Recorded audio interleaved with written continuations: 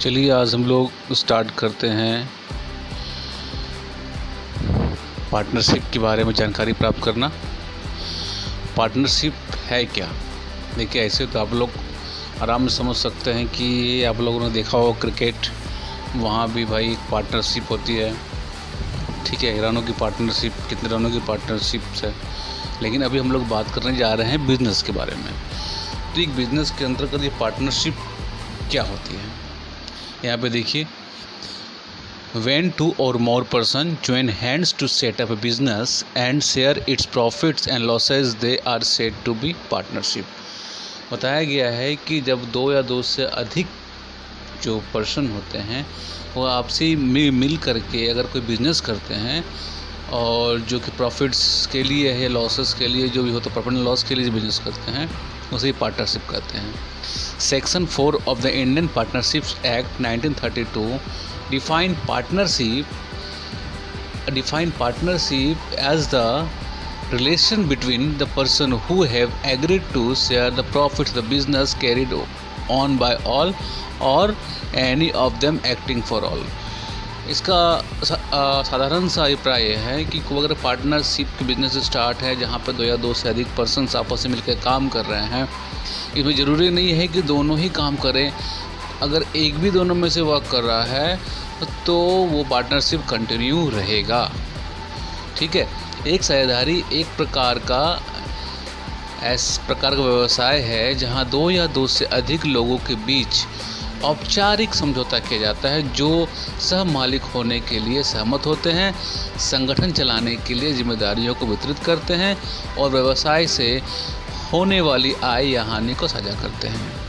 ठीक है, देखिए एकदम क्लियर कॉन्सेप्ट है कि भाई एक से अधिक व्यक्ति जब आपस में मिल करके, ठीक है, एक समझौता, एक औपचारिक समझौता हो और मालिक सह मालिक मतलब एक दूसरे दोनों मालिक हो, एक भी फर्स्ट पार्टनर भी मालिक, सेकेंड पार्टनर भी मालिक हो, सहमत होते हैं संगठन को चलाने के लिए और क्या क्या जिम्मेदारी है उसको ठीक तरीक़े से वितरित करते हैं और उससे होने वाली जो आय या हानि हो उसको साझा करते हैं, उसको बांटते हैं। The minimum number of partners in a firm can be 2। ठीक है, अब ये दो भी हो सकती है मिनिमम नंबर। हाँ, the companies act 2013 the central government is empowered to the prescribed maximum number of partners in a firm but the number of partners cannot be more than 100। ठीक है, 100 से अधिक नहीं हो सकते, लेकिन सेंट्रल गवर्नमेंट ने वो प्रिस्क्राइब किया है कि मैक्सिमम फर्म टू बी 50। हाँ, the central government has prescribed the maximum number of the partners in a firm to 50। चलिए, तो अब ये समझ में आया एक पार्टनरशिप है क्या। अब इस देखते हैं कि contents of the partnership deed, एक पार्टनरशिप डीड जो बनती है उसमें क्या क्या कंटेंट होना चाहिए। देखिए, पहला है names and address of the firms and its main business. दूसरा है names and address of the all partners. तीसरा है amount of capital to be contributed by each partner, कितना कैपिटल्स वगैरह कंट्रीब्यूटेड होना है, वो accounting period of the firm, ये सारा इसमें डिफाइन रहता है। इसके बाद है the date of the commencement of the partnership कब क्या डेट होगा। Rules regarding the operation of the bank accounts, किस तरह का उसका ऑपरेशन बैंक अकाउंट में होगा। प्रॉफिट एंड लॉस का शेयरिंग रेशियो क्या होगा। Rate of interest on capital, loan, drawing आदि में क्या रेट ऑफ इंटरेस्ट होगा। मोड ऑफ ऑडिटर्स अपॉइंटमेंट अगर करना है तो वो किस तरह से होगा। Salaries, commission, ETC payable to the partners को अगर सैलरी देना है, कमीशन देना है, इस सारे के बारे में डिटेल्स होना चाहिए। The right, duties and the liabilities of each partner, अगर पार्टनर्स है तो उसकी क्या राइट हो, क्या उसकी ड्यूटीज़ है, क्या लाइबिलिटीज़ है, ये भी क्लियर होना चाहिए। Treatment of loss arising out of the insolvency of one और मोर पार्टनर्स, भाई पार्टनर्स का इंसॉल्वेंसी अगर हो रही है तो उसमें किस तरह का ट्रीटमेंट करना है, क्या करना है, वो होना चाहिए। Settlement of the accounts on dissolution of the firm, अगर फर्म डिसोल्यूट होती है फर्म तो उसमें उसका सेटलमेंट का क्या रहेगा।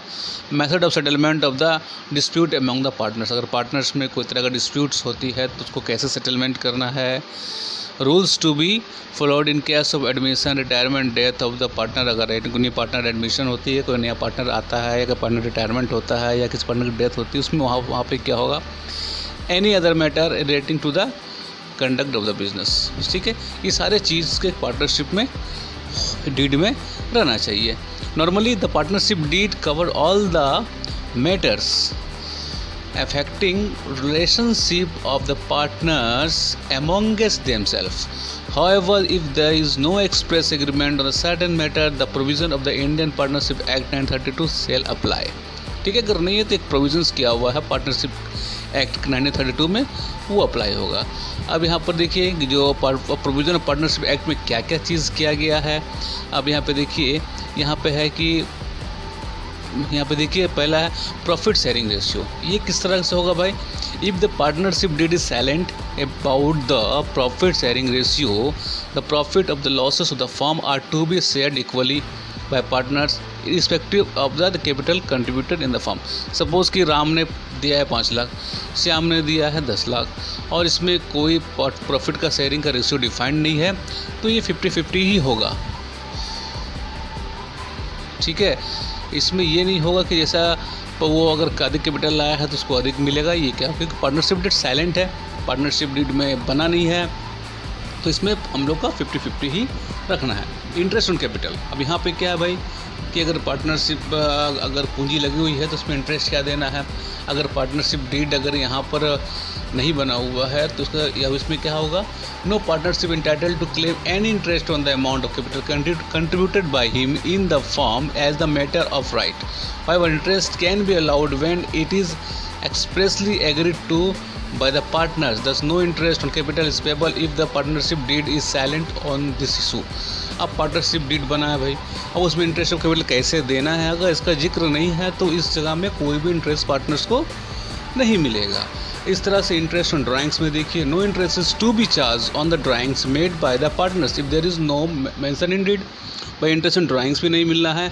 हाँ, अब यहाँ पर इंटरेस्ट ऑन लोन के बारे में देखिए, if any partner has advanced loan to the firm for the purpose of the business, she shall be entitled to get an interest on the loan amount at the rate of 6%। भाई अगर interest अगर loan लिया गया है तो वहाँ पर ये अगर पार्टनरशिप डेट साइलेंट भी है तो वहाँ पर 6% का वो वहाँ पर हम लोग को इंटरेस्ट ऑन लोन देना होगा। अब रेम्यूनरेशन ऑफ द फर्म्स में क्या है भाई? No partners entitled to get salary और other remuneration for the taking part in the conduct of the business of the firm unless there is no provision for the same in the partnership deed. अगर partnership deed में remuneration के बारे में कोई जिक्र नहीं है तो कोई भी रेम्यूनरेशन किसी पार्टनर्स को नहीं मिलेगा। अब देखिए, apart from the above the Indian partnership act specified that the subject to conduct between the partners. देखिए पहला में क्या, if partners drives any profits for him herself from any transaction of the firm or from the use of the property of business connection of the firm or the firm name, he shall account for the profit and pay it to the firm। भाई अगर company के की चीज़ों को लेकर के फ़ायदा हो तो उसको वो कंपनी को पार्टनरशिप को देना पड़ेगा। वो इधर partnership carries on any business of the same nature as and competing with that of the firm, he shall account for and pay to the firms all profits made by him her in that business। भाई अगर same business कर रहे हैं तो वहाँ पर भाई profit देना पड़ेगा। ठीक है, अब यहाँ पे देखिए, अब special aspect of the partnership accounts के अकाउंटिंग ट्रीटमेंट क्या है यहाँ पर देखिए पार्टनरशिप फर्म का। अब यहाँ पर देखिए maintenance of the partnership capital account, भाई पार्टनरशिप कैपिटल को मेंटेन करना होगा। Distribution of profit and loss among the partners, partners का प्रॉफिट्स लॉस को कैसे बंटना है ये देखना है। Adjustment of the wrong appropriation of the profit in the past, अगर पास्ट में प्रॉफिट का सही से बंटवारा नहीं हुआ उसको सही से एडजस्टमेंट करना।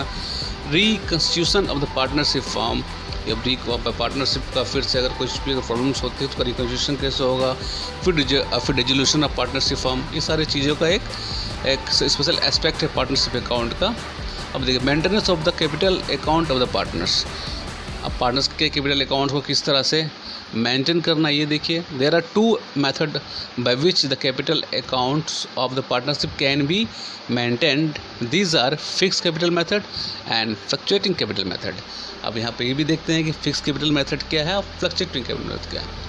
अब फिक्स कैपिटल मेथड में आप देखिए कि पार्टनरशिप का अकाउंट्स बनता है, पार्टनरशिप कैपिटल अकाउंट बनती है तो वहाँ पे क्या है कि भाई जो भी जो भी प्रॉफिट या लॉसेस हैं उसको लोग पार्टनरशिप करेंट अकाउंट में रखेंगे।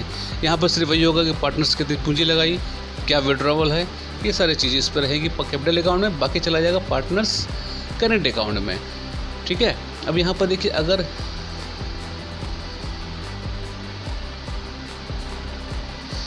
अब यहाँ पे अगर फिक्स कैपिटल मेथड के बाद अगर यहाँ पर फ्लक्चुएटिंग कैपिटल मेथड है तो वहाँ पे क्या होगा, सारी चीज़ें जैसे कि प्रॉफिट्स और लॉस हो, पार्टनर्स कैपिटल्स हो, ड्राइंग्स हो, सारे एक ही जगह में बनेगा। यहाँ पे देखिए सारा बैलेंस कैसे कैसे है, कैपिटल जो इंट्रोड्यूस हुआ है, इंटरेस्ट कैपिटल्स क्या है, प्रॉफिट एंड लॉस, सारे चीज़ें हैं।